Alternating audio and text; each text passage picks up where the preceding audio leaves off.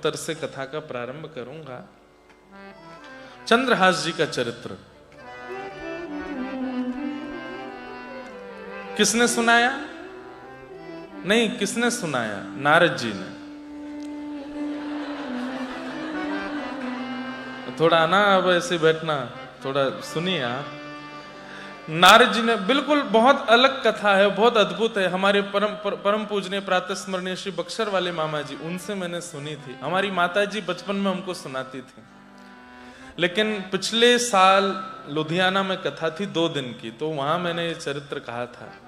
उसके बाद से अवसर ही नहीं मिला, तो आज सोच रहा था क्या कहूं, तो मन में सबसे पहला नाम चंद्रहास जी का आया, तो मैंने कहा यही सुनाते हैं। बहुत ध्यान से सुनिएगा, सब लोग केंद्रित होकर बैठिएगा। नारद जी महाराज के अनेक भक्त हैं। इनके राक्षस भी भक्त हैं, भक्त भी और देवता भी भक्त हैं, इंसान भी भक्त हैं नारद जी के। पर नारद जी से यदि कोई पूछता था आपके कितने भक्त हैं, कितने शिष्य हैं, तो नारद जी 3 शिष्यों का नाम लेते थे। और इन तीनों शिष्यों का चरित्र स्वयं नारद जी ने कहा। कितनी बड़ी विशेष बात है कि गुरु की महिमा शिष्य गाता है, पर शिष्य की महिमा गुरु गा रहे हैं। तो सोच लीजिए कि शिष्य किस स्तर का होगा। तो पहला जिसका नारद जी ने चरित्र गाया, ध्रुव जी। भागवत में कथा आती है ध्रुव भक्त की। दूसरा जिनका चरित्र नारद जी ने गाया, श्री प्रहलाद जी। और तीसरा जिनका चरित्र नारद जी बोल रहे हैं, वो है चंद्रहास। और आपको सुनकर के आनंद होगा, इस कथा को सुन कौन रहा है? अर्जुन और स्वयं द्वारिकाधीश ठाकुर जी बैठ करके सुन रहे हैं। तो कथा ऐसे प्रारंभ होती है कि महाभारत युद्ध से पूर्व और बाद में पांडवों ने यज्ञ किए थे अश्वमेध। महाभारत युद्ध के बाद जब अश्वमेध यज्ञ किया, तो अश्वमेध यज्ञ में एक नियम होता है कि जो राजा अश्वमेध यज्ञ करता है वो घोड़े छोड़ देता है, और घोड़े के आगे पीछे सेना चलती है, और बोर्ड लेके चलते हैं, उस पर लिखा होता है जिस जिस राज्य से ये घोड़ा निकलेगा वो सब राज्य उसके हो जाएंगे जिसने घोड़ा छोड़ा है। अब जैसे किसी के राज्य में घोड़ा प्रवेश कर रहा है और वो राजा कहे नहीं मेरा राज्य किसी का नहीं होगा, तो घोड़े को बंदी बनाओ और सेना से युद्ध करो। युद्ध करके सेना को परास्त कर दिया तो अश्वमेध यज्ञ वहीं विश्राम हो जाता है। लेकिन सेना ने यदि उसको परास्त कर दिया तो वो जो नगर है वो ऑटोमेटिकली राजा का हो जाता है। मतलब एक बात बड़ी सिंपल है, या तो राजी राजी स्वीकार कर लो कि मैं अपना राज्य उस राजा को देता हूं, या फिर युद्ध करो। अश्वमेध यज्ञ में जो घोड़े छोड़े जाते हैं उनका यह नियम होता है। तो युधिष्ठिर जी ने घोड़े छोड़े हैं, पीछे पीछे धनुष बाण लेकर के गांडीव धनुषधारी अर्जुन चल रहा है। जिस जिस राज्य में घोड़े प्रवेश करते हैं, राजा देखते हैं कि भाई पांडवों से युद्ध नहीं कर सकते, तो वो पहले ही अपनी हार स्वीकार कर लेते हैं। लेकिन कोई कोई राजा कहते हैं नहीं हम अपना राज्य नहीं देंगे, तो अर्जुन उनसे युद्ध करके परास्त करके उस राज्य को अपना लेता है। वही घोड़ा पूरी पृथ्वी की परिक्रमा करके जब लौट के वापस आ जाता है, तो वही राजा कहलाता है चक्रवर्ती सम्राट पूरी पृथ्वी का, क्योंकि उसके घोड़े को कोई बंदी नहीं कर पाया। सब जगह से घोड़े निकले, राजा स्वीकृति देते गए, कई जगह नहीं भी स्वीकृति दी तो अर्जुन ने लड़ करके स्वीकृति ले ली। बस हस्तिनापुर थोड़ी ही दूर था, घोड़ा पूरी पृथ्वी की परिक्रमा करके लौट के आ ही रहा था, तो हस्तिनापुर से थोड़ी ही दूर पूर्व में एक कुंतलपुर नाम का एक क्षेत्र पड़ा। जैसे ही घोड़ों ने उस क्षेत्र में प्रवेश किया तो किसी राजा ने आके घोड़ों को चुराया नहीं, रोका नहीं, घोड़े अपने आप अंतर ध्यान हो गए, गायब हो गए। अर्जुन ने जैसे ही देखा घोड़े कहां गए, अपनी तलवार निकाल करके ललकारने लगा, कौन है, किसने मेरे घोड़ों को अंतर ध्यान किया है? अरे कपटी, अरे छलिया, छुप करके क्या करते हो, सामने आओ, युद्ध करो मेरे साथ। बहुत ललकारा, कोई नहीं आया, तो अर्जुन ने अपने गांडीव धनुष को उठा करके एक बाण छोड़ा। वह बाण अंतर्ध्यान व्यक्ति को भी खोज करके उसको मार देता है, ऐसा बाण चलाया। और जैसे ही उस बाण का अनुसंधान करके अर्जुन ने बाण छोड़ना चाहा, इतने में ही आकाश से आकाशवाणी हुई और नारद जी प्रकट हो गए। बोले अर्जुन रुक जाओ, अपना धनुष रख दो, बाण रख दो। आप क्या कह रहे हैं नारद जी? हमारे घोड़े बंदी कर लिए जिसने, उसको मारने से मना कर रहे हैं, ढूंढने से मना कर रहे हैं। तब नारद जी प्रसन्न होकर बोले, ये शत्रुता करने वाला राजा नहीं है, ये तो तुम्हारा मित्र बनने योग्य राजा है जिसने ये काम किया है। ये कोई और नहीं है, कुंतलपुर नरेश चंद्रहास। बोले चंद्रहास? बोले हाँ, ये मेरा शिष्य है और ये तुम्हारा मित्र बनने योग्य है। तो अर्जुन बोले ऐसी क्या खास बात है उसमें जो मैं उसको अपना मित्र बनाऊं? तब नारद जी कहते हैं कि जैसे तुम कृष्ण भक्त हो, ऐसे वह भी कृष्ण भक्त है। वो ठाकुर जी से प्रेम करता है, ठाकुर जी का बहुत बड़ा प्रेमी है। कृष्ण प्रेमी है, कृष्ण भक्त है, ये बात सुनते ही अर्जुन ने अपने गांडीव धनुष को छोड़ दिया और कहा कि अब मुझे उनसे लड़ना नहीं, अब मुझे मिलना है। बंधुओं, हमारे अष्ट सखा कहते हैं कि ठाकुर जी आपसे प्रेम करते हैं, इसका प्रमाण क्या है? आप ठाकुर जी से प्रेम करते हो, इसके प्रमाण तो बहुत दे देते हो। आप माथे पर तिलक लगा लोगे, नाम जप करने लग जाओगे, वृंदावन वृंदावन गाने लग जाओगे, हर महीने ऑस्ट्रेलिया से वृंदावन जाने, इससे ये प्रमाण हो जाएगा कि आप ठाकुर जी से प्रेम करते हो। कोई भी भारत से कथा वक्ता आते हैं, संत जन आते हैं, वैष्णव जन आते हैं, तो आप इतनी संख्या में पहुंच जाते हो, छुट्टी ले लेते हो, लीव डाल देते हो, इससे प्रमाणित हो जाता है कि आप ठाकुर जी से प्रेम करते हो। लेकिन ठाकुर जी आपसे प्रेम करते हैं, इसका क्या प्रमाण है? तो हमारे अष्ट सखा कहते हैं, जाको मन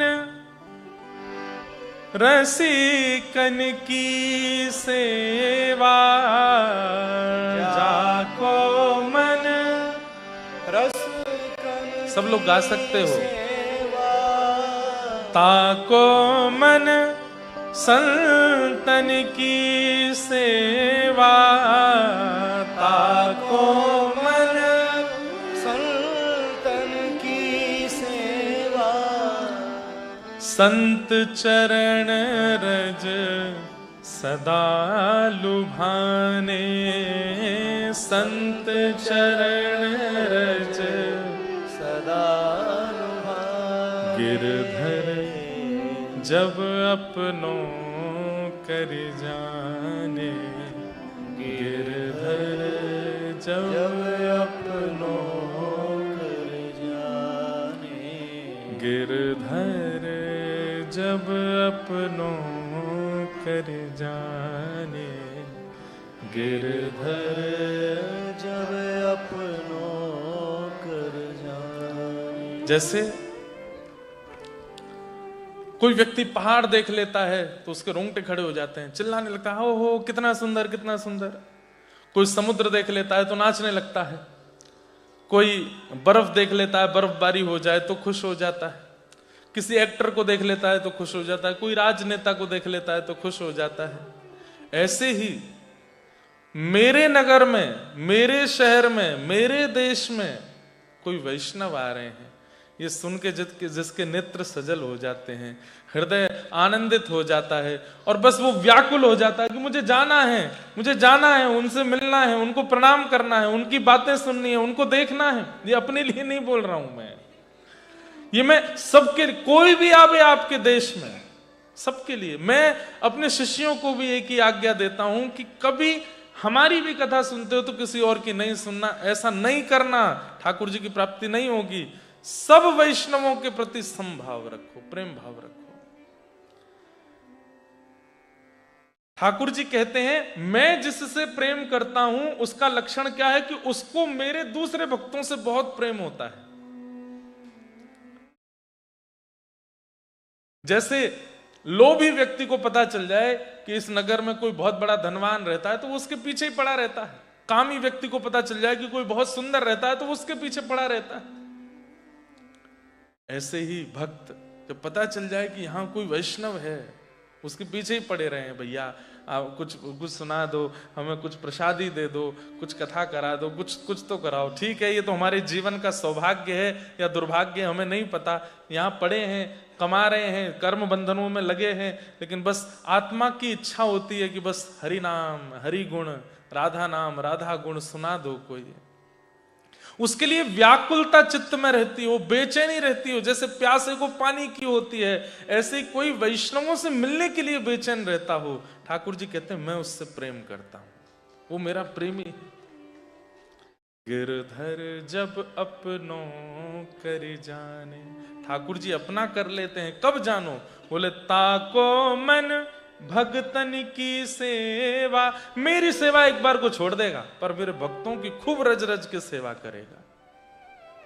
संत चरण रज सदा लुभाने, भगतन में मति भगतन में गति, हरि उर संगे हरिजन संगे हरि उर आने, गिरधर जब अपनों कर जाने, गिरधर जब अपनों कर जाने।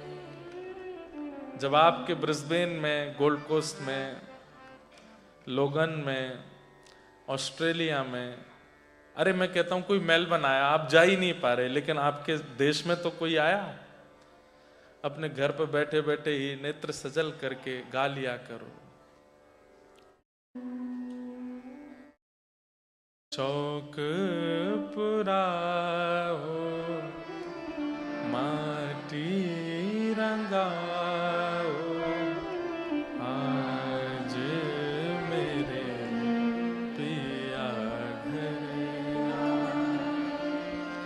हेरी सखी मंगल गाओ रे, धरती अंबर सजाओ रे, हेरी सखी मंगल गाओ रे, धरती अंबर सजाओ रे, उतरेगी आज मेरे पी की सवारी, उतरेगी आज मेरे पी की सवारी। हे अरी कोई काजल लाओ रे, मोहे काला टीका लगाओ रे, उनकी छब से दिखूं मैं तो प्यारी, उनकी छब से देखूं मैं तो प्यारी प्यारी। लक्ष्मी जीवारो नजर उतारो, आज मेरे प्रिया घर आवेंगे, आज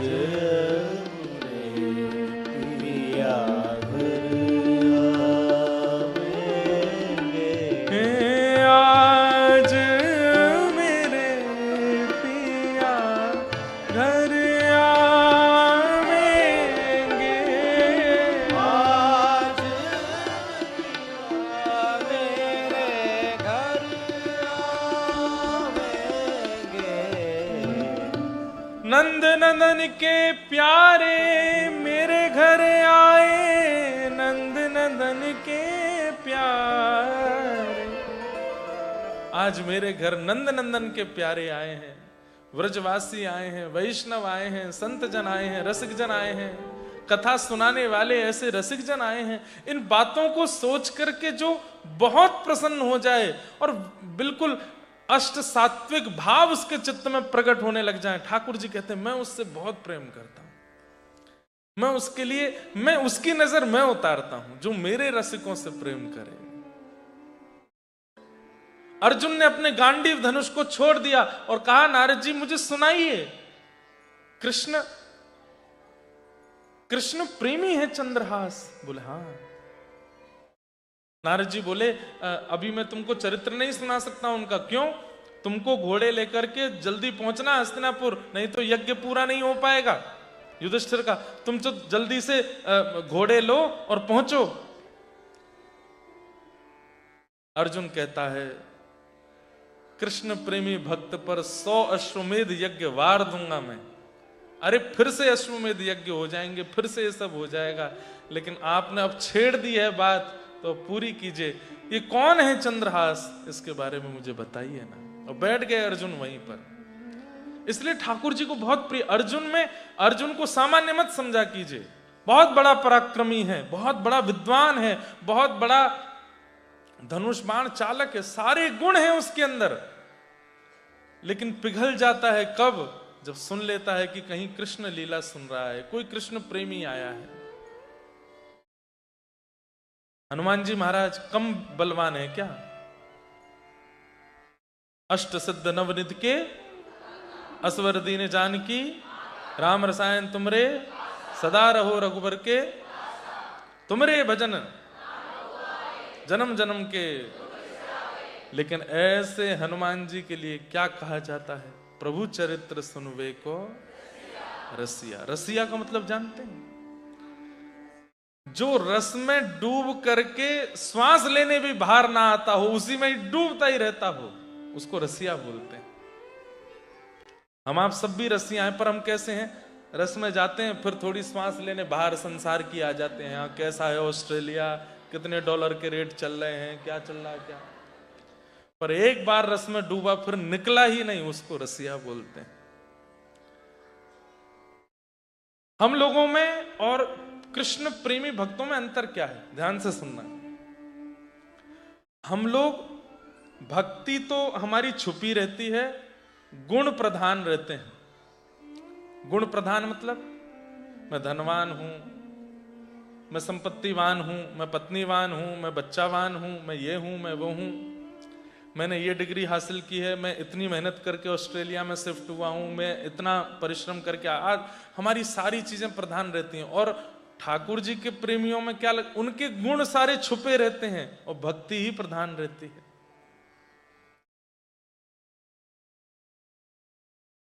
ये क्या है? हैं? गाड़ी की नंबर प्लेट?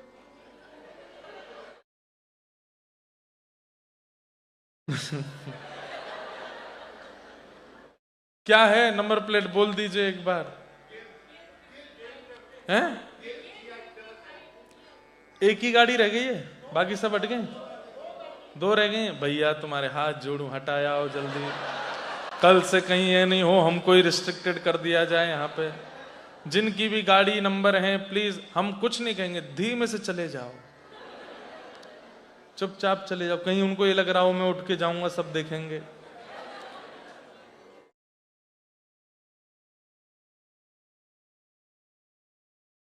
क्या बता रहा था मैं?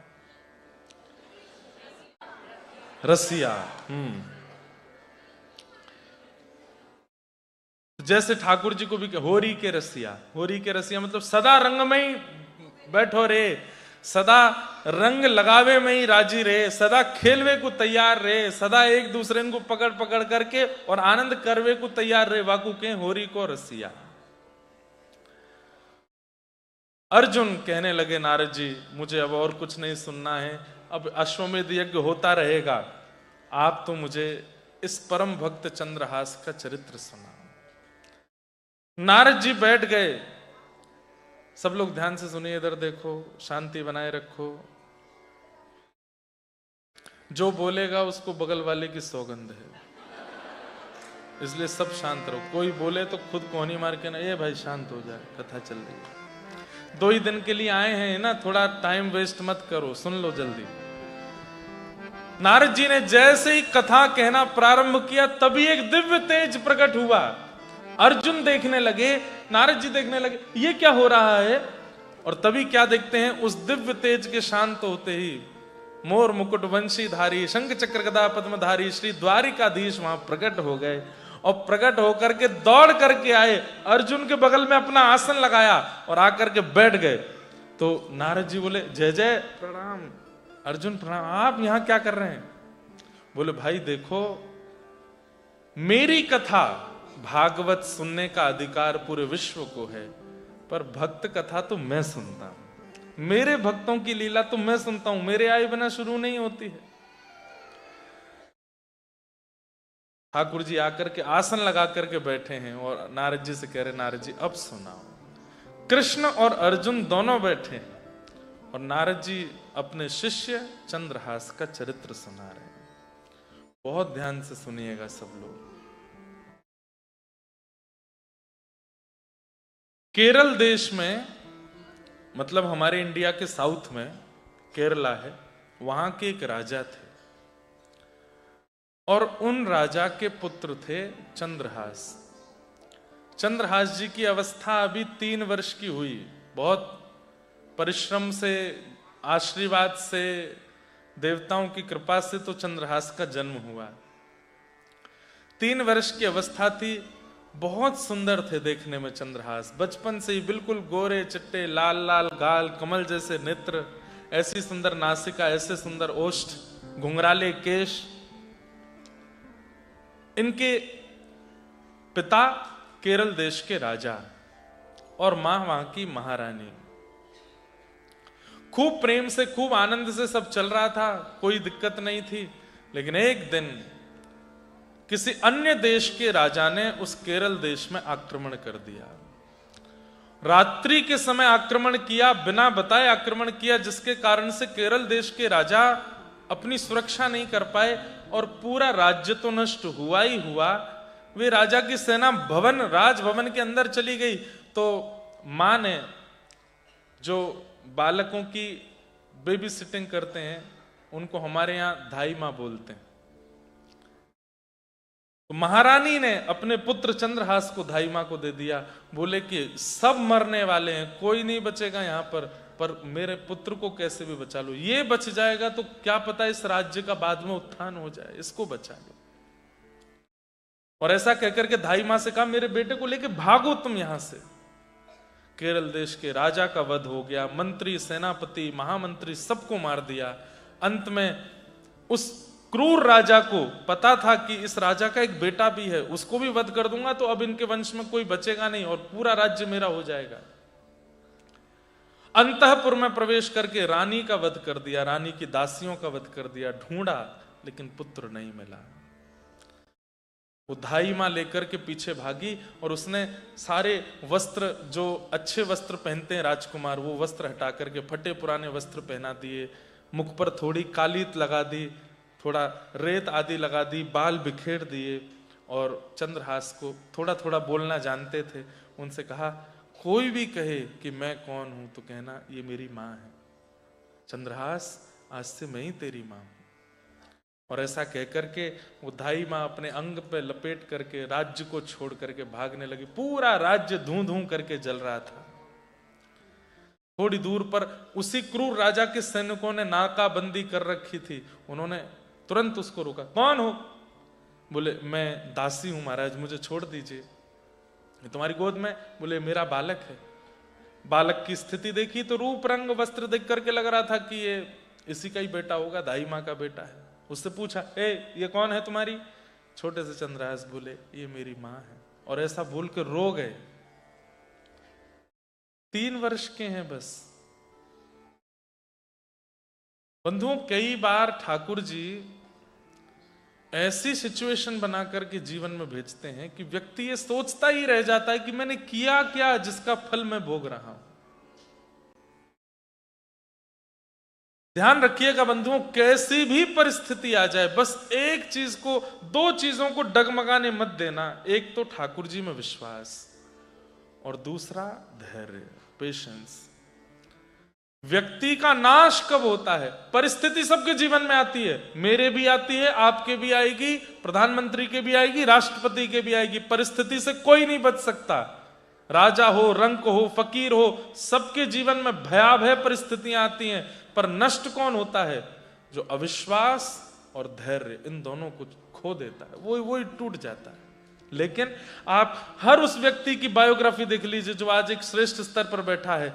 हर किसी के जीवन में परिस्थिति आई और उसका देखने में आपको यही मिलेगा कि उसने अपना धैर्य नहीं छोड़ा, वो हारा नहीं, चलता रहा, जीत गया। कौन हार गए? जिनके मन में धैर्य नहीं रहा, विश्वास नहीं रहा। छोटे से चंद्रहास को लेकर के दक्षिण से चलते चलते चलते चलते चलते एक डेढ़ महीने की यात्रा करके वो धाई मां उत्तर भारत में आई। ग्वालियर के पास में एक स्थान था कुंतलपुर, वहां पहुंची। वहां के राजा, उनके एक मंत्री थे। सब लोग इधर देखो, कथा सुननी है, ये पूरी सुननी है। इतना सुंदर चरित्र है कि मैं चला जाऊंगा ऑस्ट्रेलिया से, लेकिन चंद्रहास नहीं जाएंगे आपके चित्त से। इतना सुंदर चरित्र है। और ठाकुर जी कैसी लीला, कैसी कृपा इन पर करेंगे, सुन के आनंद हो जाएगा। एक पूरी जैसे एक फिल्म जैसी चलेगी और इतनी सुंदर। और इसके डायरेक्टर कौन है? स्वयं कृष्ण। तो चंद्रहास की ये लीला पूरी सुनो। और कम से कम 9-10 महीने बाद मेरे चित्त में आई है, इसलिए मैं सुना रहा हूं। कुंतलपुर के राजा, उनके मंत्री थे, उनका नाम था दृष्ट बुद्धि। क्या नाम था? दृष्ट बुद्धि। कुंतलपुर के राजा नहीं थे, मंत्री थे। राजा बहुत ज्यादा ऐशो आराम में रहते थे, सारा कार्यभार और देखभाल सब मंत्री ही करते थे। दृष्ट बुद्धि ये धाई मां पहुंची और जाकर के दृष्ट बुद्धि के आगे रोने लगी। मैं सब करना जानती हूं, भोजन बनाना, कपड़े धोना, साफ सफाई सब मुझे आता है, आप मुझे दासी रख लीजिए अपने यहां। दृष्ट बुद्धि ने कहा ठीक है, तुम हमारी दासी बन जाओ। ये कौन है? बोले ये मेरा पुत्र है। सोचिए, 1.5 महीना पहले जो सोने के सिंहासन पर लेटता था, चारों तरफ से लोग बाग जिसको गोदी से नीचे नहीं उतरने देते थे, राजपुत्र राजपुत्र राजपुत्र कहकर के बुलाते थे। जिस गली से वो निकल जाते थे वहां कोई व्यक्ति बैठा नहीं रहता, सब खड़े होकर सिर झुका के प्रणाम करते थे। 1.5 महीने में कैसा भाग्य बदला, आज वो दासी पुत्र कहला रहा है। किसी को बता भी नहीं सकते कि किनका पुत्र। क्यों? कहीं किसी क्रूर राजा से उनका संपर्क हुआ और बता दिया, क्योंकि वो क्रूर राजा तो ढूंढ रहा है कि कहां है वो राजकुमार। ये मेरा पुत्र है। अच्छा, दासी पुत्र है? बोले हाँ, ठीक है। और वो धाई माँ वहीं पोंछा करती है, बर्तन करती है, काम करती है, फिर जो मिलता है बच्चा कुच्चा जो मिलता है वो खाती है। पहले पुत्र को खिलाती है, फिर स्वयं खाती है। इस प्रकार से चंद्रहास जी कुंतलपुर में रहने लगे।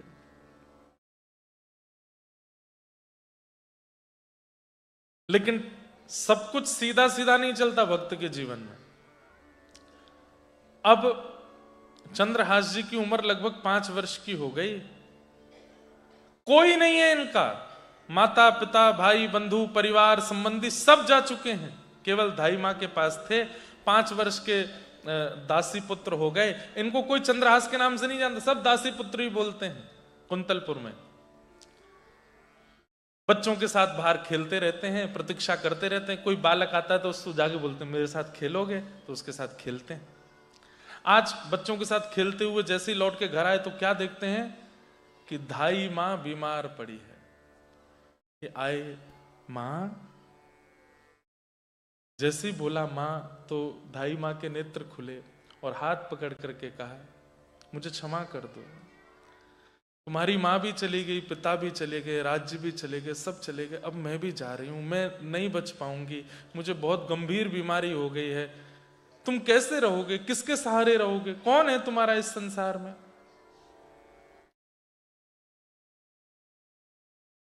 चंद्रहास जी रोने लगे, मां ऐसे मत करो, मैं कहां जाऊंगा, मुझे कौन खिलाएगा, मैं कैसे जीवित रहूंगा, आप चली जाओगी तो। तब धाई मां ने हाथ पकड़ के कहा कि आज के बाद कोई भी कहे तुम्हारे पिता कौन तो कहना कृष्ण, कोई कहे तुम्हारी मां कौन तो कहना कृष्ण, तुम्हारे दादा कौन तो कृष्ण, भाई कौन कृष्ण, बंधु कौन कृष्ण, सर्वस्व कौन, बोले सब कृष्ण है।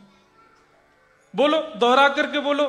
चंद्रहास बोले मेरे पिता कृष्ण, मेरी मां कृष्ण, मेरे सर्वस्व कृष्ण। दोबारा बोलो, मेरे पिता कृष्ण, मेरी मां कृष्ण, मेरे सर्वस्व कृष्ण। बोलते रहो। और यही बात बोलते बोलते बोलते आंख खोल करके जब चंद्रहास ने देखा तो धाई मां के प्राण चले गए। पूरे विश्व में अकेला बचा है, अब कोई नहीं है उनका। नगर के लोगों ने देखा, रो रहा है छोटा बालक, धाई मां है। किराए पर 2-4 लोगों को बुला के उनका अंतिम संस्कार करा दिया। दृष्ट बुद्धि का किराए का मकान था जहां वो रहती थी, काम करती थी, घरों में जाके उससे जो मिलता था उससे किराया पूरा करती थी। अब किराया भरने का तो कोई तरीका नहीं, तो किराएदार ने चंद्रहास जी को कहा कि तुम घर छोड़ो। छोटा सा 5 वर्ष का बालक घर छोड़ करके गांव के बाहर एक पिप्पल का पेड़ है, वहां रहते हैं और बस एक ही बात कहते हैं, पिता कृष्ण, मां कृष्ण, प्राण कृष्ण, सर्वस्व कृष्ण। पिता कृष्ण, मां कृष्ण, प्राण कृष्ण, सर्वस्व कृष्ण। पिता कृष्ण, मां कृष्ण, प्राण कृष्ण, सर्वस्व कृष्ण। बस यही बोलते रहते हैं। इतने सुंदर थे देखने में कि लोग बाग जब इनको देखते थे तो उनमें अपने आप करुणा आ जाती थी इनको देख करके। अरे कोई मां अपने बालक को छोड़ करके कहीं नहीं जाती, लेकिन जैसे ही इनको देखती तो अपने बालक को छोड़ के एक बार इनके पास जाती खिलाने पिलाने के लिए। लेकिन बस वही संसार समाज के लोग बोलते, अरे दासी पुत्र है, कुछ पता नहीं, ये अपनी मां को भी खा गया, इसके परिवार कुल खानदान का भी पता नहीं, इससे दूर ही रखो बच्चों को। 4 दिन में एक बार कभी भोजन मिल जाता था, लेकिन बस पड़े पड़े यही गाते रहते। कभी 4-5 बच्चे आ जाते तो खेल लेते थे उनके साथ। सूरदास जी एक पद गाते हैं, ऊधो जब टेढ़े दिन आवे, ऊधो जब टेढ़े दिन आवे। ऊधो बहुत अच्छा पद है और बहुत काम का पद है। एक बात सुनना, टेढ़े दिन सबके आएंगे, बचेगा कोई नहीं। जिनके आ गए वो सोच के खुश हो के गालो कि हाँ आए थे, और जिनके नहीं आए हैं वो थोड़े घबरा के गालो क्योंकि आने वाले। बचेगा कोई भी नहीं। दुखालयम शाश्वतम, ये संसार दुखालय है, यहां दुख ही मिलता है। आप कहोगे महाराज जी अच्छे बुलाए, आप ब्रिस्बेन है, डरा रहे हो यहां आके हमको। मुझे खुद बताओ, यहां आने के लिए कितने पापड़ बेले थे, लेकिन लगा था कि एक बार पहुंच जाए, वहां जाके सेटल हो जाए, पढ़ाई वढ़ाई हो जाए, डॉलर आने लगेगा, सब ठीक हो जाएगा। क्या ठीक हो गया? कुछ भी नहीं। लेकिन हां एक बात कह दूं, इस संसार में दुख सबको तोड़ेगा, लेकिन जिसके शीश पर श्री जी विराजमान है उसको नहीं तोड़ सकता। जिसके कंठ में कंठी विराजमान है उसको नहीं तोड़ सकता। जिसकी जिह्वा पर नाम विराजमान है उसको नहीं तोड़ पाएगा। ऐसा नहीं है कि उसके जीवन में परिस्थिति नहीं आएगी, आएगी, लेकिन वो टूटेगा नहीं। क्यों? हमारे माई श्यामाजू को राज, हमारे माई श्यामाजू को राज, हे हमारे माई श्यामाजू को राज, हमारे माई श्यामाजू को राज। हमारे ऊपर किशोरी जी विराजमान है, जीव पर किशोरी जी विराजमान है, हृदय में किशोरी जी विराजमान है। परिस्थिति तो आएगी, तोड़ेगी भी, लेकिन टूटोगे नहीं, रोगे नहीं, विचलित नहीं होगे। लेकिन टेढ़े दिन सबके आएंगे। सूरदास जी गा रहे, ऊधो जब टेढ़े दिन आवे, ऊधो जब टेढ़े दिन आवे, ऊधो जब टेढ़े दिन आवे,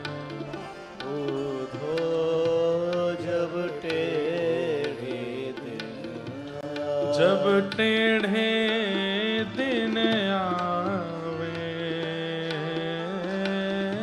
जब टेढ़े दिन आवे, ओ जब टेढ़े दिन आवे, ओ जब टेढ़े दिन आवे, हे उधो जब टेढ़े दिन आवे, उधा जब टेढ़े दिन आवे, हे उधो जब टेढ़े दिन आवे। उधा जब टेढ़े क्या होता है आवे, जब टेढ़े दिन आते हैं तो क्या होता है? जो भोग चुके हैं वो रिलेट करेंगे और जो नहीं भोगे वो तैयार रहना है। इष्ट मित्र मुख हूं नहीं बोलत, इष्ट मित्र मुख हो नहीं बोलत, आपके मित्र और आपके परिवारी जन फोन उठाना बंद कर देंगे। सामने से दिख जाओगे तो नजर फेर लेंगे, देखेंगे भी नहीं, बात नहीं करेंगे आपसे। अरे क्या बात करना, अपने दुख रोएगा मेरे आगे आके। इष्ट मित्र मुख हो नहीं बोले, इष्ट मित्र मुख हो नहीं बोले, देखत नैन चुरावे हो, देखत नैन चुरावे, और सोना छुएत होत है माटी, सोना छुअत होत है माटी। कहा एक समय ऐसा था कि मिट्टी छू देते थे तो सोना हो जाता था, जो सोच लेते थे वो प्राप्त हो जाता था, जैसा चाहते थे वो मिलता था। अब जो सोचते हैं वो बर्बाद और हो जाता है, जहां जाते हैं वो खत्म और हो जाता है, जिसको छू देते हैं वो नष्ट हो जाता है। सोना छुएत होत है माटी, सोना छुअत होत है माटी। और तब मूरख ज्ञान बतावे, मूरख ज्ञान बता। जब टेढ़े दिन आएंगे सुनो, हाँ एक बार भारत में चले जाओ, वहां पे फलाना नाम का स्थान है, वहां जा करके और ऐसा कर आओ, वहां दिया जलाया आओ, वहां पे ये कर आओ, ये कर आओ। अच्छा ऑस्ट्रेलिया में ही कुछ बता दो, बोले अच्छा चौराहे पे जा करके वो धर आओ दीपक, उसमें ये कर आना, पापड़ में वो मिलाया आना, पीछे मुड़ के नहीं देखना। पीपल पे काला धागा बांध के घूमो, यहाँ पे ये वाला नग पहनो, इसमें ये वाला, इसमें ये वाला, इसमें ये वाला, इसमें ये वाला। 5 ही उंगली हैं क्या, पहनने तो 6 पड़ेंगे, इसमें भी पहनो। एक काम करो, एक गंडा यहाँ बांध लो, गले में पहन के घूमो, एक कमर पे भी कुछ बांध लो। तब मूरख ज्ञान बतावे हो, मूरख ज्ञान बतावे। ऊधो जब टेढ़े दिन आवे, ऊधो जब टेढ़े दिन आवे, ऊधो जब टेढ़े दिन आवे, ऊधो जब टेढ़े दिन आवे। असल बात क्या है? अपनो अपनो भाग्य सखीरी, अपनो अपनो भाग्य सखी। हे काको दोष लगावे, ओ काको दोष लगावे। अरे मेरा तो 1 मिलियन का फायदा होने ही वाला था, ये रमेश आ गया बीच में, उसने आकर के ये टांग अड़ा दी, तभी मेरा काम रुक गया। मेरा तो ये काम हो ही जाना था, मेरी पत्नी ने रोक दिया मुझको, मेरा तो ऐसा हो ही जाना था, पर ये हो गया। ये हम कार्य बिगड़ जाने के बाद, हारने के बाद, अनुपलब्धि प्राप्त करने के बाद में फिर सोचते हैं किसके कारण हुआ। अरे कभी खुद के लिए नहीं सोचा कि तुम ही अयोग्य हो, नहीं हो पाया तुमसे, इसकी वजह से नहीं हुआ, ये मैंने कह दिया था तो नहीं हुआ, ये नहीं हुआ। अपनो अपनो भाग्य सखी रे, अपनो अपनो भाग्य सखी, काको दोष लगावे, काको दोष लगावे। बहुत सुंदर बात। हे सूरदास विधि ना के आगे, सूरदास विधि ना के आगे, छिन भर टरहु न पावे,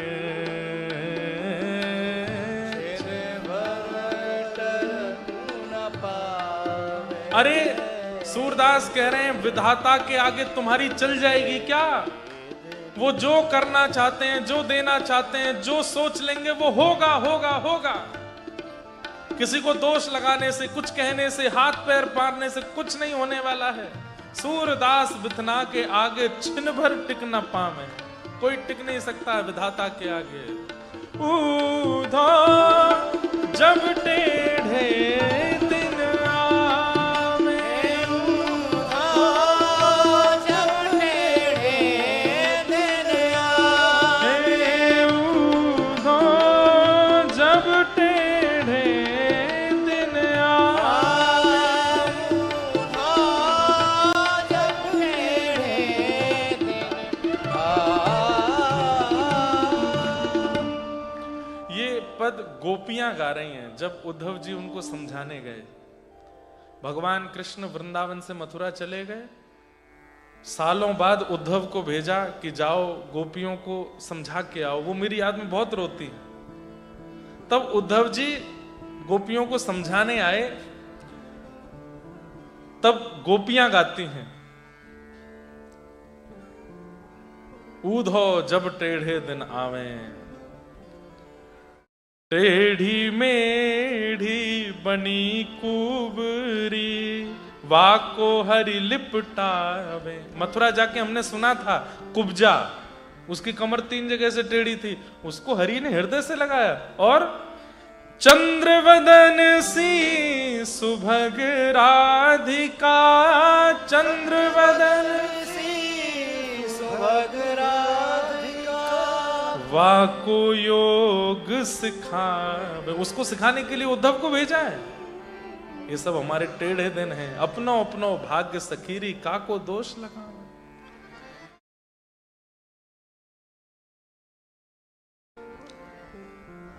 चंद्रहास जी अकेले हैं। कोई दे जाता है तो खा लेते हैं, नहीं तो पड़े रहते हैं। प्राण कृष्ण, जीवन कृष्ण, सर्वस्व कृष्ण, मां कृष्ण, पिता कृष्ण। इतने सुंदर हैं चंद्रहास जी की सबको लगता है कि इसके माता पिता कैसे नहीं होंगे। अब कोई नया व्यक्ति आता, अरे बालक यहां कहां घूम रहे हो, तुम्हारे पिता कहां हैं? पिता कौन? मेरे पिता कृष्ण। अच्छा, मां कौन है? बोले मां भी कृष्ण। घर बार कहां है तुम्हारा? बोले सर्वस्व कृष्ण है। ऐसी बात बोलते तो गृहस्थी लोग तो छोड़ के चले जाते, पर कभी संत महात्मा साधु आ जाते, जब ये बात सुनते तो फिर उनको अपने झोले में से कुछ निकाल के खिला देते, थोड़ी देर अपने पास बैठा लेते, वस्त्र पहना देते, कभी अपने कमंडल से जल पिला देते, उनको करताल दे देते, बजा के कीर्तन कराते। चंद्रहास जी का ऐसा स्वरूप। जब कोई नहीं मिलता था तो प्राण कृष्ण, जीवन कृष्ण, मां कृष्ण, पिता कृष्ण ऐसा कहकर के बोलते थे। एक दिन आकाश मार्ग से श्री नारद जी महाराज जा रहे थे और तभी नारद जी ने देखा कि एक पीपल वृक्ष के नीचे एक छोटा सा बालक पिता कृष्ण मां कृष्ण जीवन कृष्ण से ऐसा बोल रहा है। एक बात याद रखिएगा बंधुओं, हमारे गुरु ने हमको तिलक दिया, हमारे गुरु ने हमको मंत्र दिया, हमारे गुरु ने हमको विधि दी।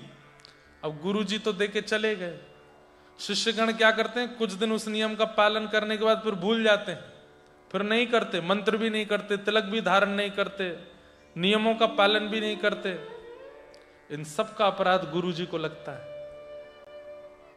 हमको तो कभी कभी छींक आती है तो मुझे लगता है आज कोई वैष्णव बालक ने तिलक नहीं लगाया होगा।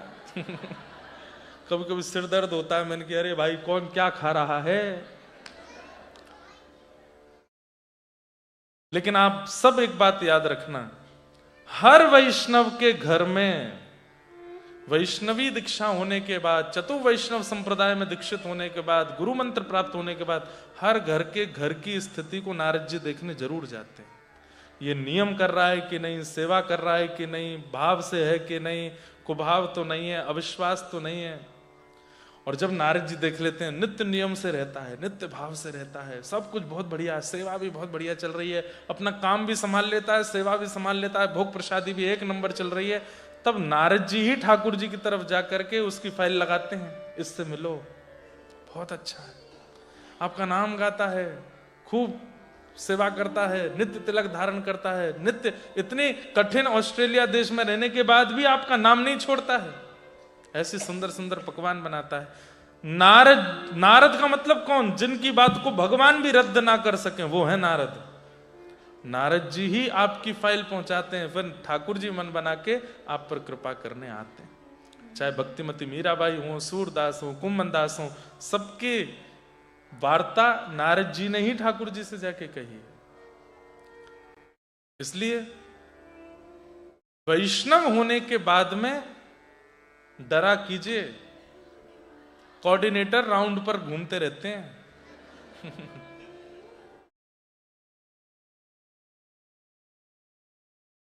नारद जी महाराज ने जैसे ही देखा चंद्रहास को, पहुंच गए।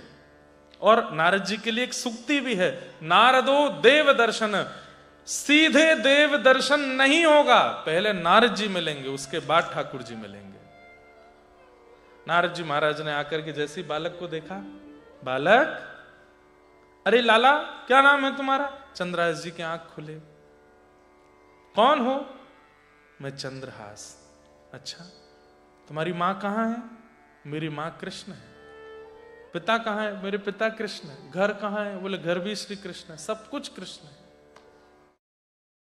बड़ी अच्छी अच्छी बातें करते हो।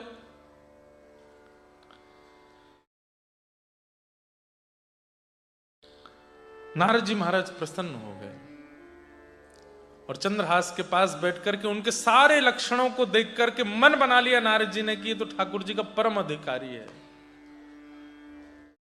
बालक, जिन कृष्ण का तुम नाम ले रहे हो, मिलना चाहते हो उनसे? बोले हाँ, मैं मिलना चाहता हूं। इधर आओ, उसके लिए थोड़ा प्रयास करना पड़ेगा। क्या? मैं मंत्र दूंगा, उस मंत्र का गान करना पड़ेगा और मैं सेवा दूंगा, ठाकुर जी की सेवा करनी पड़ेगी।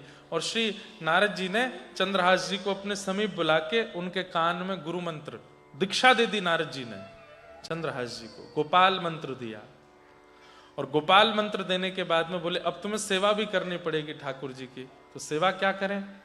बोले तुम जिन कंचों से खिलते हो उन कंचों को लेके आओ। कंचा जानते हैं? कंचों को लेकर के आए तो उन्हीं कंचों में छोटे से शालिग्राम भगवान थे, जिनको ये पहचानी, उनसे ही रोज खिलते थे। नारद जी ने कहा ये कंचा नहीं है, ये शालिग्राम जी इनको दो। बोले शालिग्राम ये भगवान है? बोले हाँ। ये कैसे भगवान है? पत्थर जैसे गोल मटोल भगवान। तब कथा सुनाई। बोले कि एक कन्या थी, उसने भगवान की तपस्या करके प्रार्थना की कि मैं आपको यशोदा देवकी की तरह गोद में खिलाना चाहती हूं।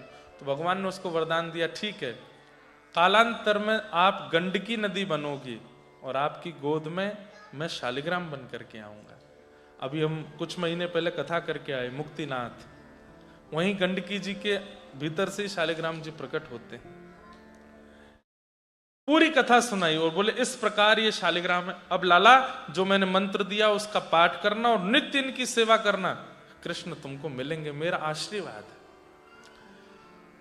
चंद्रहास जी बोले मेरे पास घर तो है नहीं, छत तो है नहीं, ये ठाकुर जी को कहां विराजमान करूंगा, क्या भोग लगाऊंगा, कैसे करूंगा, सब कैसे होगा। नारद जी बोले बहुत सरल सेवा है शालिग्राम जी की। बोले क्या? दिखा के खा लो, धो के पी लो।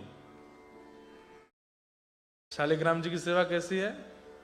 दिखा के खा लो, कुछ भी बनाओ ठाकुर जी को दिखाओ, उसके बाद उसको पालो, और धो के पी लो मतलब उनका अभिषेक करके जो उनका चरणामृत उसका पान कर लो, बस इतनी ही सेवा है, इससे ज्यादा कुछ। और हो सके चंदन घिस के एक टीका लगा दो, बस तुलसी पधरा दो, इससे अधिक सेवा नहीं। पर हाँ, करने वाले यज्ञोपवीत धारण करने वाले होने चाहिए, शिखा होनी चाहिए, गायत्री करने वाले हों। बाकी सेवा में और ज्यादा विधान नहीं, करने वाला योग्य होना चाहिए बस। बोले मैं इनको कैसे करूंगा, क्या करूंगा, मेरे पास घर तो है नहीं, कुछ भी व्यवस्था नहीं है, मैं कैसे करूंगा इनकी सेवा। नारद जी बोले मेरा काम तुमको मंत्र देना और सेवा देना था, अब करोगे कैसे ये तुम जानो। आपने क्या कहा? दिखा के खा लूं और धो के पी लूं। बोले हाँ। सोई चंद्रहास ने छोटे से शालिग्राम जी मुंह में रख लिए और अपने साइड वाले गाल में रख करके बोले अब हो जाएगा, जो भी पीऊंगा धुल करके पेट में जाएगा, जो भी खाऊंगा दिख करके पेट में जाएगा। नारद जी महाराज सिर पकड़ के बोले हे भगवान, कैसा शालिग्राम जी खा गया। लेकिन नारद जी को इतना प्रेम उमड़ा चंद्रहास पर, इतनी दया आ गई, अधिकार दे दिया। बोले ठीक है, लेकिन रोज रोज नहीं, जब कहीं जाओ लगे कि पीछे से कोई ले ना जाए तो रख लिया करो। तो चंद्रहास जी अपने मुंह में शालिग्राम जी रखते थे। कई बार ना बहुत भोले लोग जो होते हैं, बहुत सीधे भक्त जो होते हैं, बहुत भोंदू जो होते हैं, उनके लिए बहुत नियम नहीं बनाते ठाकुर जी। ये नियम तो मेरे और आप जैसे चतुर शिरोमणियों के लिए होते हैं, जो भयंकर चतुर हैं, धन कमाने में पीछे नहीं, कुछ खाने में पीछे नहीं, किसी के साथ छल कपट करने में पीछे नहीं। उनके लिए सारे नियम बनाते हैं ठाकुर जी। सुबह 4 बजे सेवा करोगे तो ही तुमको फल मिलेगा, पवित्र रहोगे तो ही तुमको फल मिलेगा, ऐसे करोगे तो ही लेकिन जो बहुत सीधे होते हैं, सरल होते हैं, बिल्कुल भोंदू होते हैं, जिनको छल कपट आता ही नहीं है, झूठ बोलते ही नहीं है, ऐसे लोगों की ना सामान्य सी सेवा में भी ठाकुर जी कहते हैं कोई नियम नहीं है तुम्हारे। कर्माबाई के लिए बोलते तू बिना नहाए धोए ही खिचड़ी बना, मैं आऊंगा खाने। और हमारे लिए पहले चूल्हा का पूजन करो, पात्र का पूजन करो, सामग्रियों का पूजन करो, सब में प्रणाम करो, फिर उसके बाद में उसको गोपाल मंत्र से अभिमंत्रित करो, उसमें तुलसी पधराओ, पधरा करके ठाकुर त्वदीयम वस्तु गोविंद तुभ्यमेव समर्पयेत् ग्रहण मुखो प्रसिद्ध परमेश्वर। उसके बाद भी ठाकुर जी केवल दर्शन करते हैं, पाते नहीं है, दृष्टि भोग लगाते हैं। कर्मा भाई, उसके यहां जाके ठाकुर जी हाथ पसार के कहते जल्दी कर मां, जल्दी दे मां। महाप्रभु जगन्नाथ आज भी कर्मा की खिचड़ी प्रसिद्ध है वहां पर। तो ये बात हेंस प्रूव्ड हो गई है कि बहुत सीधे जो होते हैं, सर जैसे छोटे बच्चे हैं जो यहां घूम रहे हैं, ऐसा स्वभाव जिस 25 वर्ष से 30 वर्ष 40 वर्ष 50 वर्ष की व्यक्ति का ऐसा स्वभाव मतलब ऐसे नहीं लॉलीपॉप लेते घूमा है और इधर गिरे उधर गिरे, इस पर रो जाए बिखर जाए। स्वभाव मतलब वो सीधे कितने होते हैं। छोटा बच्चा जोर से गिर जाता है, बहुत जोर से लग जाती, लाल पड़ जाता है मुंह, तभी माँ क्या कहती है, झुंझुना लेके देख देख देख, अरे देखो कुछ नहीं हुआ, पिट्टी हो गई, हाँ इसने मारा, जमीन ने मारा, ले पीट दिया। वो बालक खुश हो जाता है, मारा इसने, अपना दर्द भूल जाता है, झुंझुना पे दर्द भूल जाता है, टॉफी पे दर्द भूल जाता है। झूठ बोल दो कल मेला में लेके जाएंगे तो सो जाता है। अच्छा आपको चॉकलेट खानी है, बोला हाँ जल्दी से दवाई खा लो फिर देंगे। दवाई खा लेता है बेचारा, फिर चॉकलेट के लिए रोता रहता है, माँ देती नहीं। झूठ बोल दो, मतलब उसका स्वभाव कैसा है, सहजता में प्रसन्न होना, सब पर विश्वास कर लेना, अपनी बुद्धि विवेक से ज्यादा चतुराई ना रखना, सब में गुण देखना, सब अच्छे हैं संसार में, कोई बुरा नहीं है। जब बालक छोटा होता है तो कभी किसी दीनहीन को देखता है तो कह देता है माँ ये ऐसे क्यों है, इसको कुछ खाने को दे दो, इसको कुछ पीने को दो। वही बालक जब 22-23 का हो जाता किसी पे दया नहीं आती उसको। फिर मतलब जिनके स्वभाव में बालवत प्रीति है उनके लिए कोई नियम नहीं है संसार में, वो कुछ भी कर सकते हैं। पर मेरे आप जैसे चतुर जब हो जाते हैं तो ठाकुर जी फिर नियमों में ही हमको देखते हैं। नियम करेगा तो मैं मिलूंगा, नहीं तो नहीं मिलूंगा। चंद्रास जी मुंह में रखते हैं शालिग्राम जी को। अब कंचों का ही एक सुंदर सिंहासन बना लिया, उस पर ठाकुर जी को रखते हैं।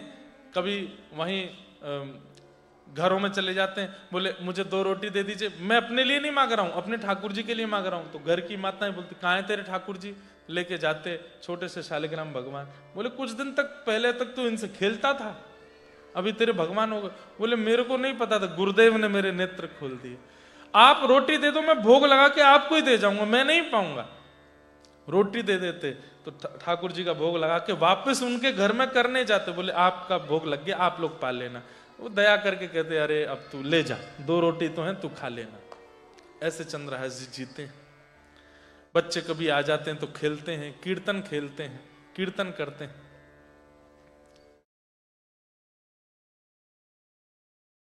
ऐसा जीवन चंद्रहास जी का चल रहा है। तभी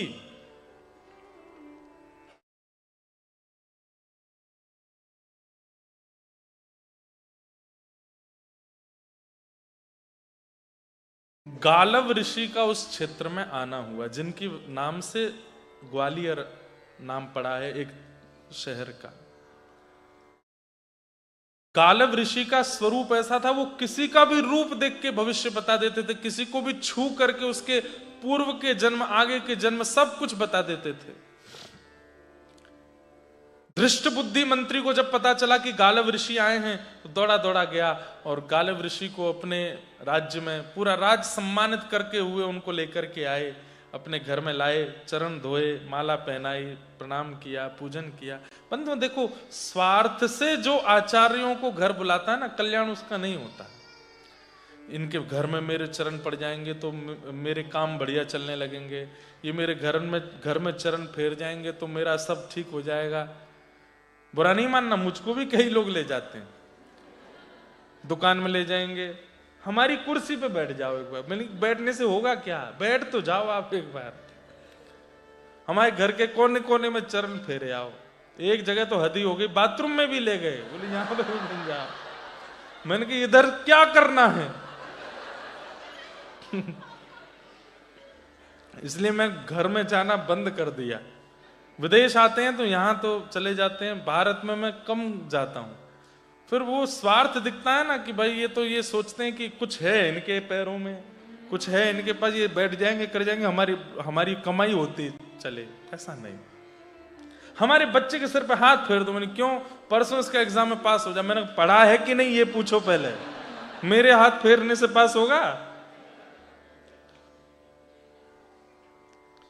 कभी स्वार्थ से किसी को, किसी वैष्णव को घर नहीं। हाँ इसलिए बुलाओ कि इनके आगमन से शायद हमारा भजन में प्रेम बढ़े, शायद श्री जी के प्रति और प्रीति हो जाए।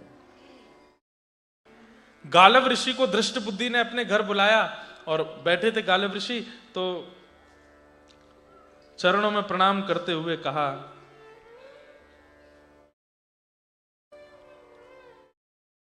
महाराज मेरे परिवार पर थोड़ी दृष्टि डाल के बताइए ना, सब ठीक है कि नहीं। गालव ऋषि बोला हाँ सब बढ़िया है। बोले आप सब छोड़िए, मुझे, उनकी एक पुत्री थी, उसका नाम था विषया। क्या नाम था? और उनका एक पुत्र था, पुत्र का नाम था माधव, दृष्ट बुद्धि मंत्री के। बोले मुझे मेरी चिंता नहीं है, मेरे पुत्र की चिंता भी नहीं है, पर मेरी बेटी अब बड़ी होती जा रही है, इसके बारे में बता दीजिए कि बस इसका भविष्य कैसा होगा, इसका पति कैसा होगा, सब चीज थोड़ा बता दीजिए, बस मैं उसकी चिंता से मुक्त हो जाऊं। पिता की एक ही चिंता रहती है, बेटी का सब मंगल रहे। तो गालव ऋषि ने बुलाया और विषया को सामने बुला करके बैठे, उसको देखा, देख करके बोला बहुत उत्तम भविष्य है तुम्हारी बेटी का। बोले अच्छा, ब्याह कैसे होगा? बोले कि परम सुंदर इतना सुंदर होगा जिससे इनका ब्याह होगा कि उसको देखते बनेगा। विवाह में इनको कम, उसको ज्यादा देखेंगे सब लोग। बहुत सुंदर होगा। और क्या गुण होगा? सरल, सहज और योग्य गुण वाला होगा। और तीसरा, इसी कुंतलपुर का वो राजा बनेगा। ये सुनकर के तो धृष्टबुद्धि नाचने लगा। मैं जिस नगर का मंत्री हूं, उस नगर का भावी राजा मेरी बेटी से ब्याह करेगा। अरे महाराज, गालव ऋषि के चरण में पड़ गया, चंदन लगावे, कभी दक्षिणा लाके देवे, सोने के आभूषण पहनावे। वाह महाराज जी, आपने तो कृपा, मतलब मेरी पुत्री कुंतलपुर की महारानी होगी। बोला हाँ, ये राजा से ब्याह करेगी। धृष्टबुद्धि की पत्नी बैठी थी, बोले कि महाराज जी, संसार में सब में गुण ही नहीं होते, अवगुण भी होते हैं, कुछ अवगुण भी बता दीजिए। तब गालव ऋषि कहते हैं, तुम्हारे जो जमाई होंगे, मतलब तुम्हारी बेटी जिनसे ब्याह करेगी, उससे तुम्हारी बिल्कुल नहीं बनेगी। मतलब धृष्टबुद्धि, तुम अपने होने वाले दामाद को बिल्कुल पसंद नहीं करोगे, और वो तो तुम्हारे प्रति फिर भी भाव रखे, पर तुमको वो बिल्कुल प्रिय नहीं। तो धृष्टबुद्धि बोले, ऐसा कैसे हो सकता है? मैं कुंतलपुर का मंत्री हूं, मैं जिस राजा के सदैव अधीन रहता हूं, उस राज पदवी पर अगर मेरे दामाद बैठे तो मैं उनसे बैर कैसे कर सकता हूं? बोले तुम्हारे दामाद से बनेगी नहीं। दूसरी बात, तुम्हारी बेटी के विवाह में एक अड़चन आएगी, और वो अड़चन तुम ही होगे। तुम ही नहीं होने दोगे ब्याह। पूरे प्रयास करोगे, एड़ी से चोटी तक जितनी ताकत लगा सकोगे अपनी बेटी के ब्याह को रोकने की, सब करोगे तुम। अब परिवार के सब लोग धृष्टबुद्धि को देखें। धृष्टबुद्धि बोले, मुझे तो समझ ही नहीं आ रहा है, ये आप कैसी बात कर रहे हैं? गुण और अवगुण का मेल ही नहीं हो रहा है। आपने जो गुण बताए वो अवगुणों से मिल नहीं रहे हैं।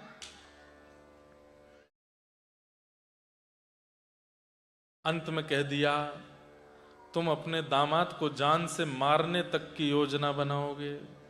ये सुनते ही उनकी बेटी बिशिया तो रोने लगी, पिताजी आप ऐसा करोगे? धृष्टबुद्धि बोले, मैं तो समझ ही नहीं पा रहा हूं ये हो क्या रहा है। हे महाराज, बोले समय आएगा तो मेरी वाणी असत्य नहीं होगी, मैं जो बोल रहा हूं ये होगा होगा होगा। धृष्टबुद्धि बोले, आपको आगे भी जाना था ना, चलें? आज्ञा। गालव ऋषि उठ करके आगे निकले। जैसे ही महल से बाहर निकले, तभी क्या देखते हैं? चंद्रहास जी वहीं खेल रहे हैं, और चंद्रहास जी के रूप को देखते ही गालव ऋषि वहीं स्तब्ध हो गए। धृष्टबुद्धि बोले, चले महाराज? कुछ नहीं उत्तर दे रहे हैं, बस अपलक नेत्रों से चंद्रहास को देख रहे हैं। बंधुओं, एक बात कहूं, वैष्णव के रूप में सौंदर्य भले ही कम हो, पर आकर्षण पूर्ण होता है। वो भले ही हमारी जैसी क्रीम पाउडर नहीं लगाते होंगे, पर वैष्णव का रूप आकर्षण ऐसा होता है कि एक बार कोई देख लेता है तो उसके चित्त में भी विकार होते हैं ना, तो वो विकार नष्ट होने लगते हैं। मीराबाई बहुत सुंदर थी, पर जब मीराबाई कीर्तन करती थी, नृत्य करती थी, तो कई कृष्ण भक्त, कई भावुक लोग आकर के मीराबाई का नृत्य गान देखते थे। लेकिन कई लोग, कामी लोग भी वहां आकर के बाईसा को देखने का प्रयास करते थे। कहते हैं कि वो जब आते थे तो काम लेके आते थे, लेकिन बाईसा को थिरकता देख के काम नष्ट हो जाता था उनका। उनकी सुंदरता को देख करके पवित्र हो जाते थे, नेत्रों से आंसू बहाने लगते थे, चरणों में गिर जाते थे। हम तो बड़े दुर्भाव लेकर के आए थे, पर आपका रूप देख करके सब नष्ट हो गया। कृष्ण भजन, कृष्ण भक्ति यदि चित्त में होगी तो आपको देख के, आपसे मिलके, आपसे बात करके सामने वाले के चित्त में संसार का भाव आएगा ही नहीं, ठाकुर जी का ही भाव आएगा। गालव ऋषि बोले, धृष्टबुद्धि बोले, महाराज क्या देख रहे हैं? बोले, ये बालक कौन है? तो धृष्टबुद्धि तो जानते ही नहीं, मंत्री कहां जाने कौन दासी पुत्र क्या? बोले, पता नहीं महाराज कौन है, ऐसी घूमता रहता। तो धृष्टबुद्धि का बेटा माधव आया, पिताजी भूल गए ये बालक कौन है? बोले, कौन? अरे केरल देश की एक दासी आई थी हमारे घर में, बचपन में काम करती थी, जब ये बहुत छोटा था उसके प्राण चले गए थे, हाँ हाँ हाँ हाँ, एक दासी आई थी। बोले हाँ ये उसी का ही बेटा है, दासी पुत्र है। महाराज दासी पुत्र है, कोई विशेष बात? गालव ऋषि हंस करके बोले एक दिन कुंतलपुर का राजा बनेगा ये।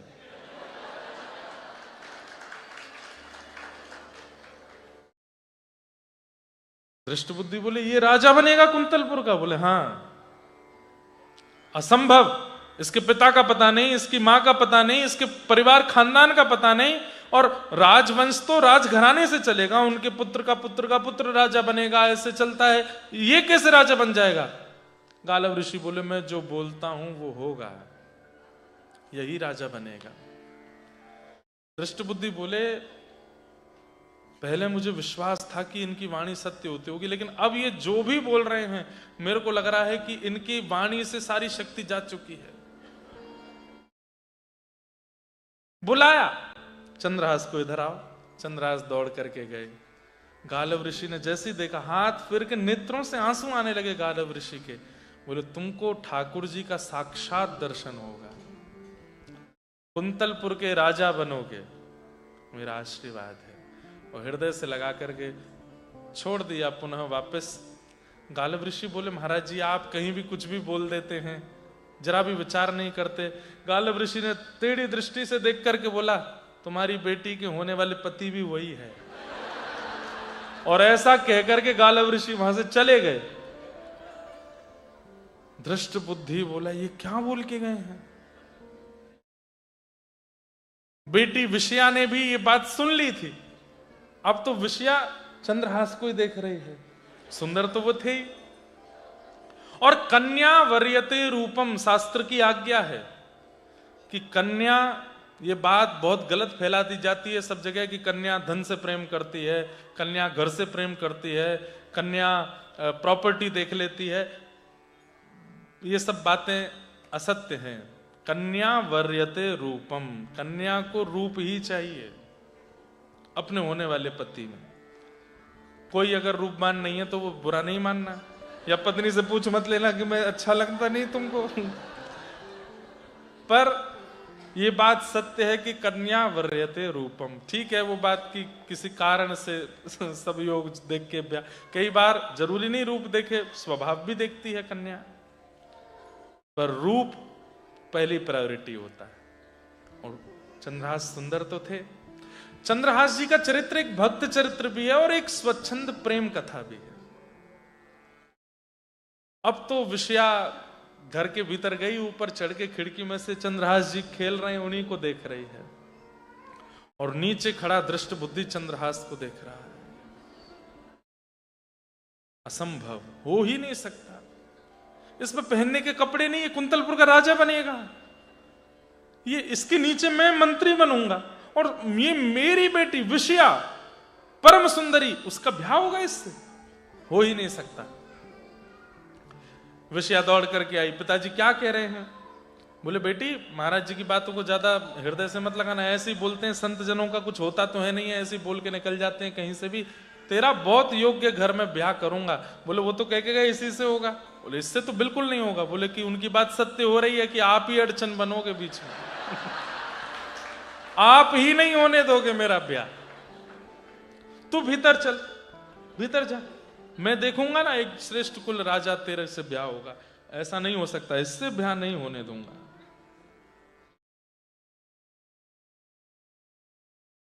चंद्रहास जी अपने ठाकुर जी की सेवा करते हैं और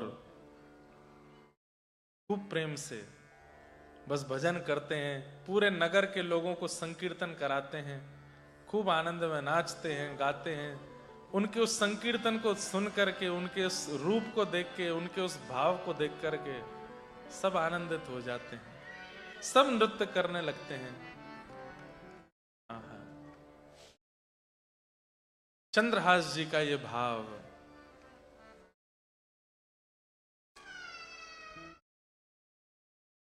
अरे ऐसो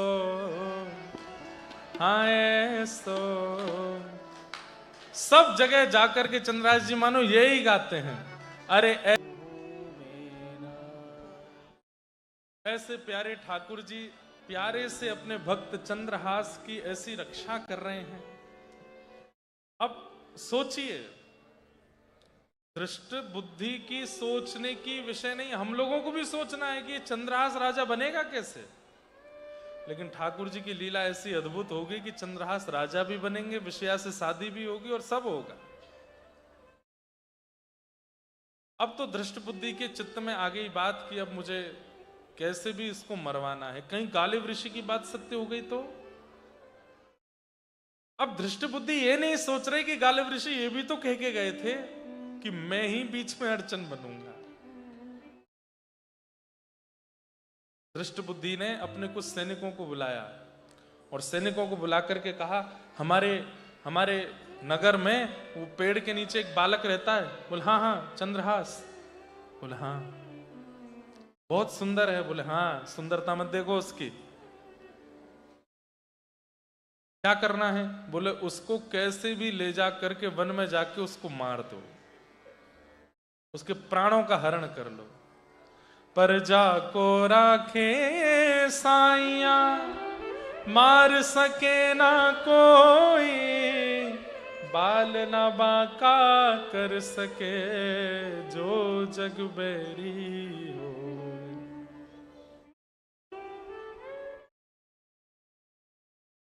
सैनिकों को कहा तो सैनिक बोले ये काम सरकारी है या गैर सरकारी। तो दृष्ट बुद्धि बोले गैर सरकारी काम है, किसी को पता नहीं चलना चाहिए कि तुमने उस बालक को मारा।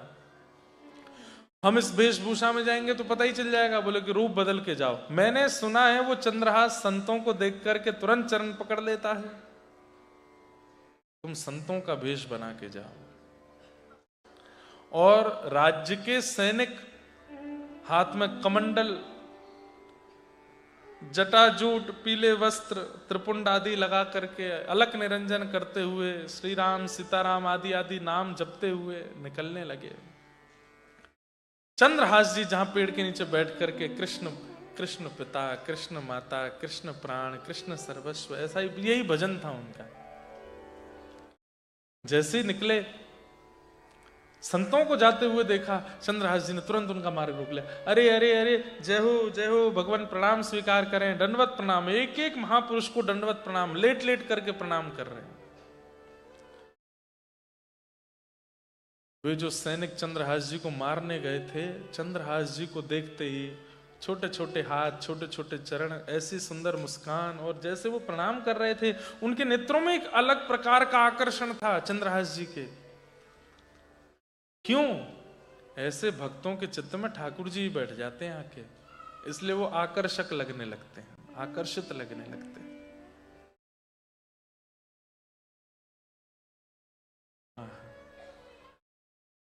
मुस्कुराते हैं तो जी उठते हैं मरने वाले। मुस्कुराते ठाकुर जी कैसे हैं? हो तो जी उठते हैं मरने वाले। अरे कोई मर रहा होगा और उसी समय ठाकुर जी प्रसन्न हासारुणलो चलो लसत, ठाकुर जी मंद मंद मुस्कुरा जाते हैं तो उसकी मृत्यु भाग जाती है, जीवित हो जाता है। मुस्कुराते हैं तो जी उठते हैं मरने वाले। मुस्कुराते हैं तो जी उठते हैं मरने वाले। मुस्कुराहट ही तेरी, मुस्कुराहट ही तेरी करती जीते जी मरण। पाग टेढ़ी सिधरे वापे मोती लटकन। पाग टेढ़ी सिधरे वापे मोती लटकन। अरे डोले व्रज कुंजों में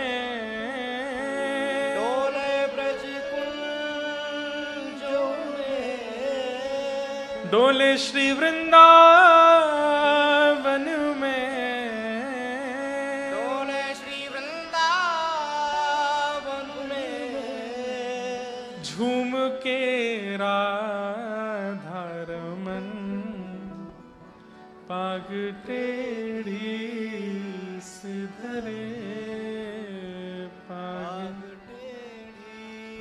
ऐसे सुंदर श्याम सुंदर जिस भक्त के चित्त में आ जाते हैं वो सुंदर दिखने लगता है। अब चंद्रहास जी ने उन सैनिकों को जब संत जान के प्रणाम किया तो उन सैनिक,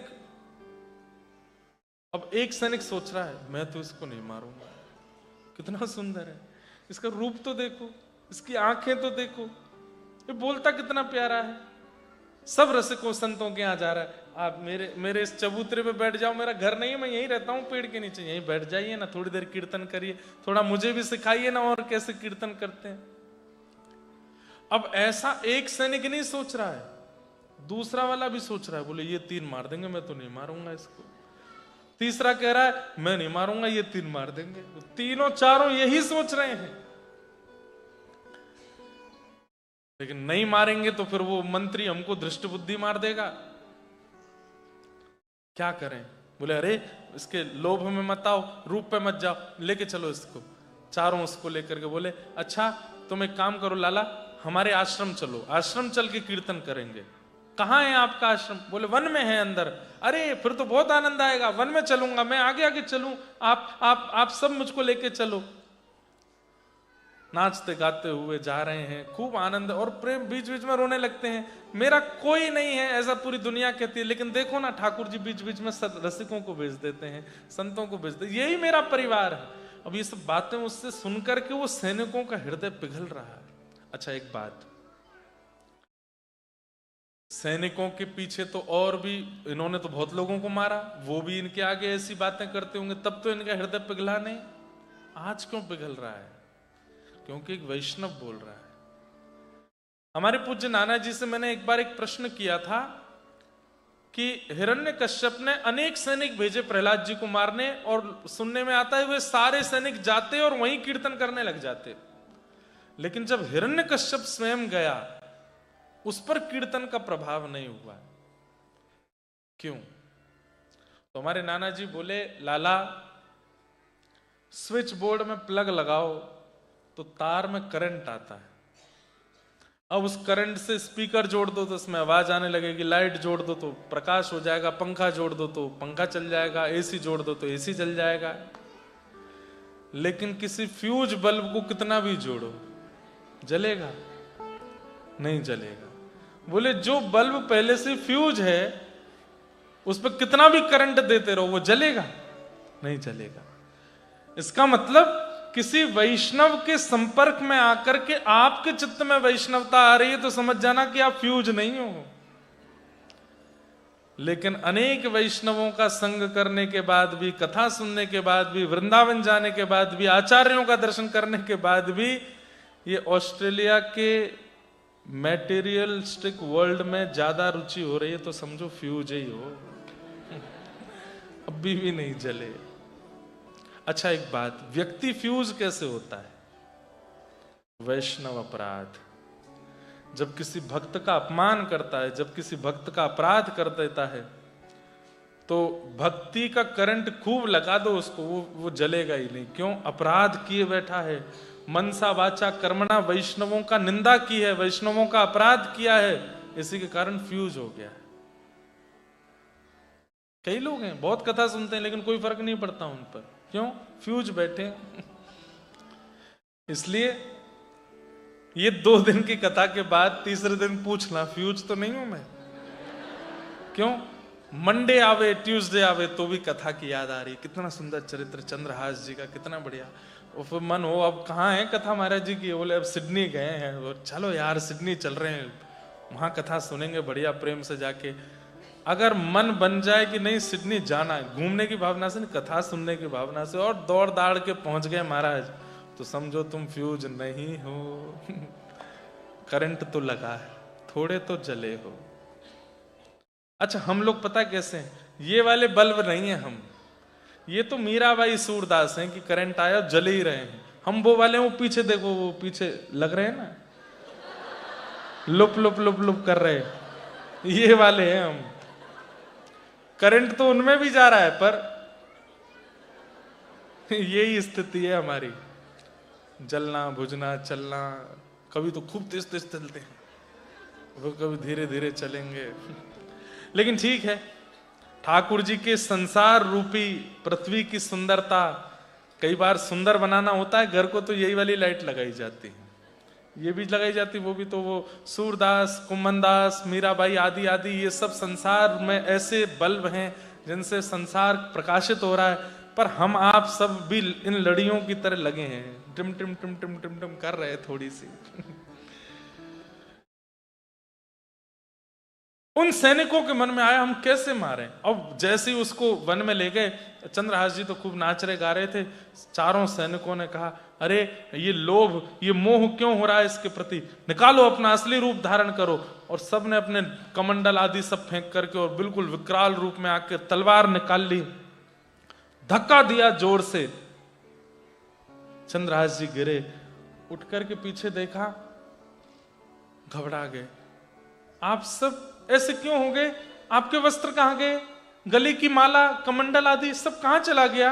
हे महापुरुष, आप सब तो अपने आश्रम ले जा रहे थे, ये आपके हाथों में तलवारें क्यों हैं, हम तुझे मारने आए हैं।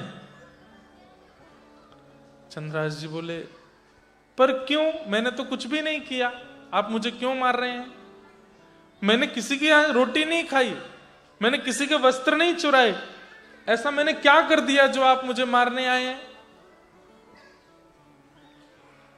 बोले, हमें नहीं पता तूने क्या किया, पर तुझे मारना है।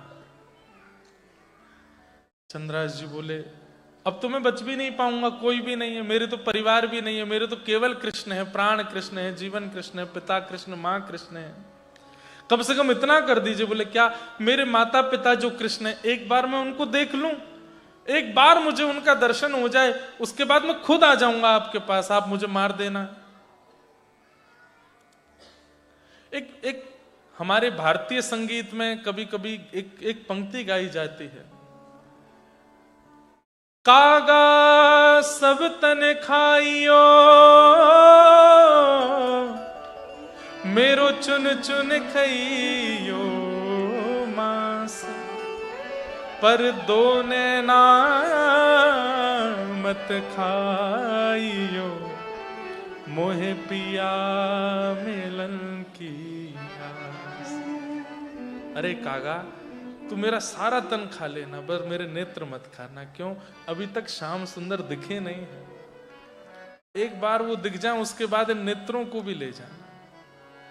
वही हाल मानो चंद्रहास उन सैनिकों से कह रहे हैं, मैं खुद आ जाऊंगा अपने आप को मरवाने, एक बार बस मैं ठाकुर जी का दर्शन कर लूं,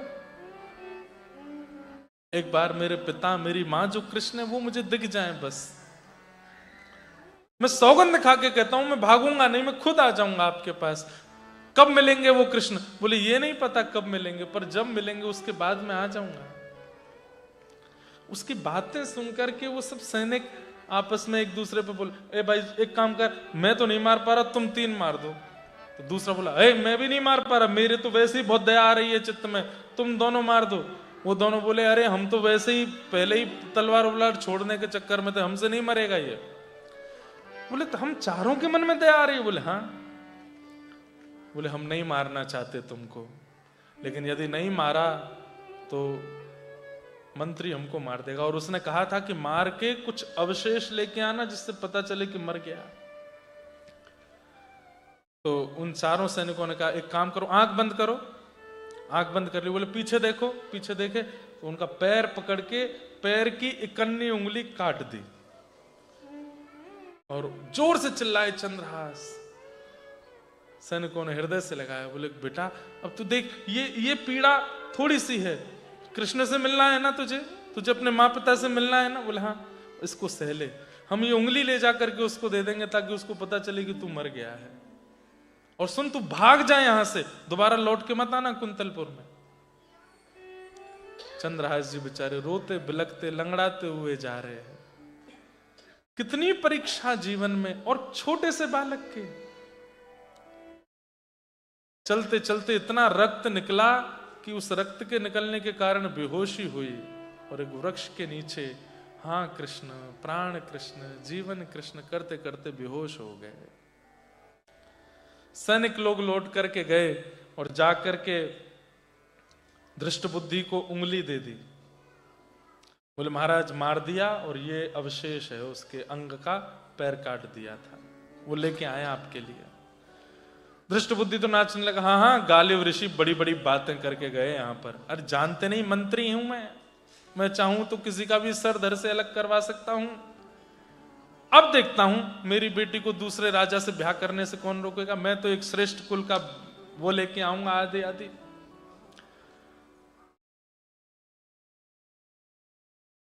यहां दृष्ट बुद्धि प्रसन्न हो रहे हैं और वहां चंद्रहास एक पेड़ के नीचे कोसों दूर पड़े हैं। वहीं पास में जिस नगर में वो पहुंच गए थे, थोड़ी दूर जिस वृक्ष के नीचे पड़े थे, उसके पास का एक नगर था। वहां के नगर के राजा के कोई संतान नहीं थी और उनके कुल पुरोहित ने एक अनुष्ठान कराया और अनुष्ठान कराते हुए कहा कि राजन तुम्हारे गर्भ से तो कोई, पत्नी के गर्भ से तो कोई संतान नहीं होगी।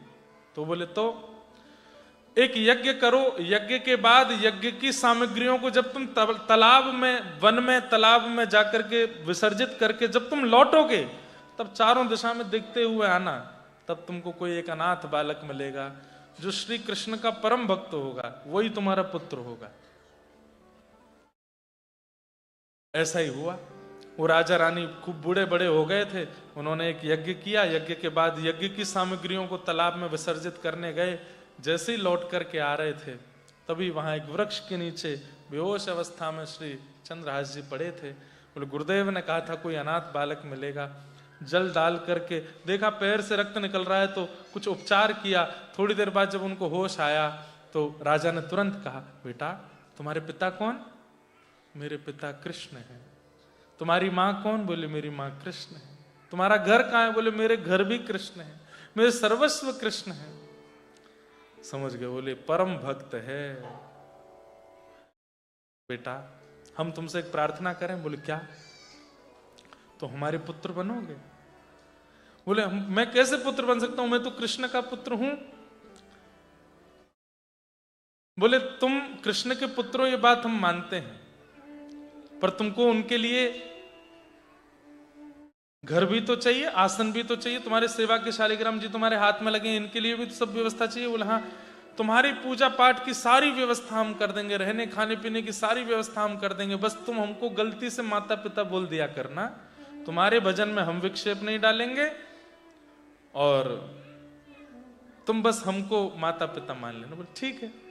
और ऐसा कहकर चंद्रहास जी उस राजा के साथ चले गए और पूरे राज्य को इकट्ठा करके अगले दिन राजा ने घोषणा की, दूसरे नगर का राजा, अभी कुंतलपुर के राजा बनेंगे, कैसे बनेंगे वो मैं कल सुनाऊंगा। राजा ने घोषणा करते हुए कहा कि अब आप सब लोगों को घबराने की आवश्यकता नहीं, आप सब चिंतित थे कि हमारे राजा का कोई वंशधर नहीं है, पर मुझे मेरा वंशधर मिल गया, मैं आज उसका राज्य अभिषेक कर रहा हूं। और तभी सिंहासन पर बैठा करके श्री चंद्रहास जी का अभिषेक करते हुए पूरे राज्य को उन्होंने अपना वंशधर बता करके घोषणा कर दी। इस प्रकार से श्री चंद्रहास जी एक राजा के राजकुमार बने। गोल्ड कोस्ट में रोलर कोस्टर है, लेकिन इतनी खतरनाक रोलर कोस्टिंग कहीं नहीं हो सकती जैसी ठाकुर जी जीवन में चलाते हैं। कई बार कई लोगों के, केरल देश में जन्मा, राजकुल में जन्मा, दासी पुत्र हो गया, पेड़ के नीचे रहने लगा और अब जाकर के फिर से कहीं का राजा बन गया। अभी राजकुमार बने, राजा तो कल बनेंगे। तो अब इसके आगे का जो प्रसंग है, क्योंकि मैं प्रारंभ करूंगा तो मुझे पूरा ही करना पड़ेगा, तो वो मैं कल सुनाऊंगा।